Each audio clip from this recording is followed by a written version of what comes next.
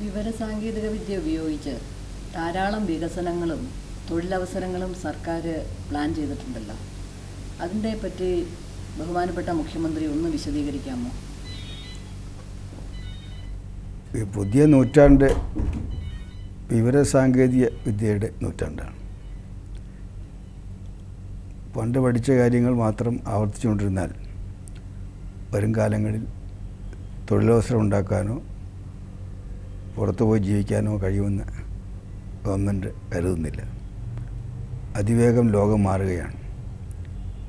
ഈ മാറ്റത്തിൻ്റെ ചുവട് പിടിച്ച് ഇന്ത്യയിലും മാറ്റമുണ്ടാക്കാൻ എല്ലാവരും ശ്രമിക്കുന്നു.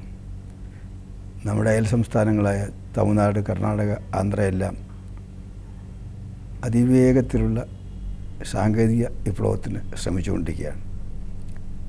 യഥാർത്ഥത്തിൽ ഈ വിവരസാങ്കേതിക വിപ്ലവത്തിൻ്റെ ഈ നൂറ്റാണ്ടിൽ കേരളമായിരുന്നു ഇന്ത്യയിൽ ഈ രംഗത്ത് നേതൃത്വം ഏറ്റെടുക്കേണ്ടിയിരുന്നത്.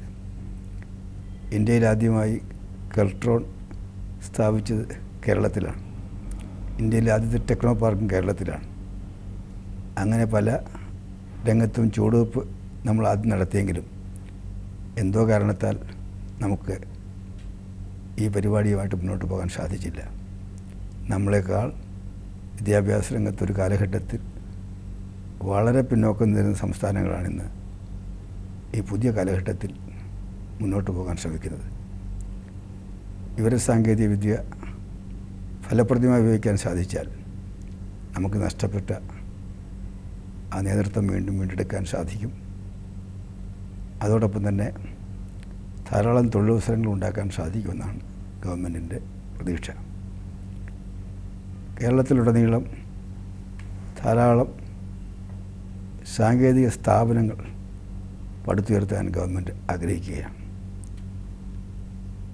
IT-യും BT-യും എല്ലാം പഠിപ്പിക്കുന്ന പരമാവധി സ്ഥാപനങ്ങൾ കേരളത്തിലുണ്ടാക്കുക. അതുപോലെ തന്നെ എഞ്ചിനീയറിംഗ് വിദ്യാഭ്യാസത്തിന് കേരളത്തിൽ കൂടുതൽ പ്രോത്സാഹനം നൽകണം. വരുന്ന കാലഘട്ടം സാങ്കേതിക വിദഗ്ധന്മാരുടെ കാലഘട്ടമാണ്. പഴയ സിലബസ് പഠിക്കുന്ന കോളേജുകളിൽ നിന്ന് പുറത്തു വരുന്നവർക്ക് ഇനിയുള്ള കാലഘട്ടത്തിൽ തൊഴിലവസരങ്ങൾ കുറവായിരിക്കും. അതുകൊണ്ട് അയൽ സംസ്ഥാനങ്ങൾ ചെയ്യുന്ന പോലെ കേരളത്തിലും കൂടുതൽ എഞ്ചിനീയറിംഗ് കോളേജുകൾ ഉണ്ടാക്കാൻ ഗവൺമെൻറ് ആഗ്രഹിക്കുന്നു. ഈ വർഷം തന്നെ പുത്തനായി 12 കോളേജുകൾ ആരംഭിച്ചിരിക്കുകയാണ്. ഇനിയും കൂടുതൽ സ്ഥാപനങ്ങൾ ആവശ്യത്തിന് നാം സ്ഥാപിക്കും. പക്ഷേ കോളേജ് വിദ്യാഭ്യാസ രംഗത്ത് അല്ലെങ്കിൽ എഞ്ചിനീയറിംഗ് കോളേജുകളിൽ നിന്നല്ല വിവരസാങ്കേതിക വിദ്യാഭ്യാസത്തിൻ്റെ പഠനം തുടങ്ങേണ്ടത് സ്കൂളുകളിൽ നിന്നാണ്.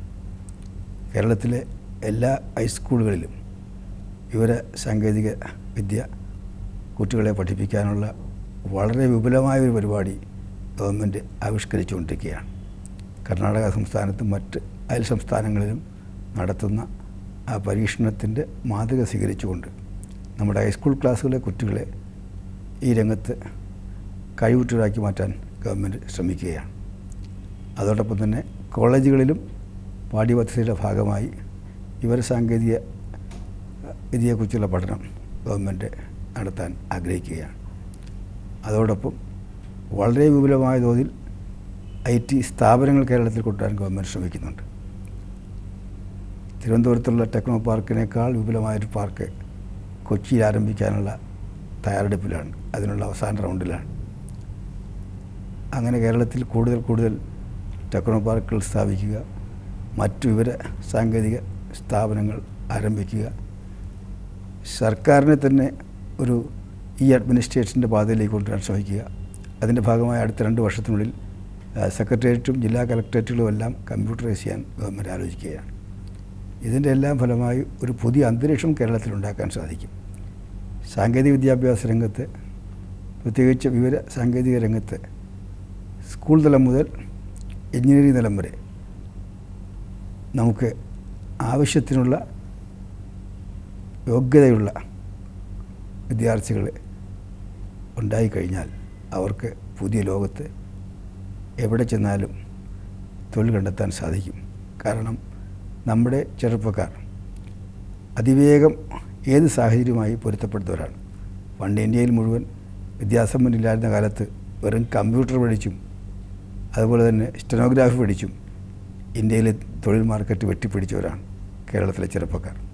അവർ തീർച്ചയായും ഗവൺമെൻറ്റും സന്നദ്ധ സംഘടനകളും മുൻകൈയെടുത്ത് അത്യാവശ്യമായ പുതിയ അറിവുകൾ, സാങ്കേതിക രംഗത്തെ അറിവുകൾ നമ്മുടെ വിദ്യാർത്ഥികൾക്ക് പകർന്നു കൊടുത്താൽ അവർ ഈ കാലഘട്ടത്തിൽ തൊഴിലവസരങ്ങൾ കിട്ടാവുന്നിടത്തെല്ലാം തേടിപ്പിടിക്കുമെന്നാണ് എൻ്റെ പ്രതീക്ഷ. അതിനുള്ള ശ്രമങ്ങളാണ് ഗവൺമെൻറ് ആരംഭിച്ചിരിക്കുന്നത്.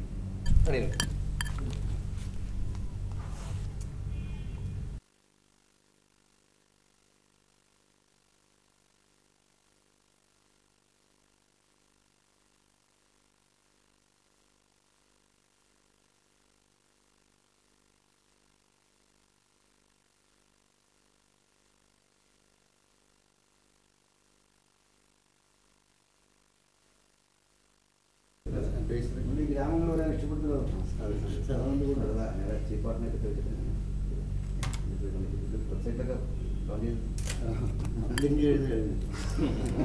ചോദിക്കാതെ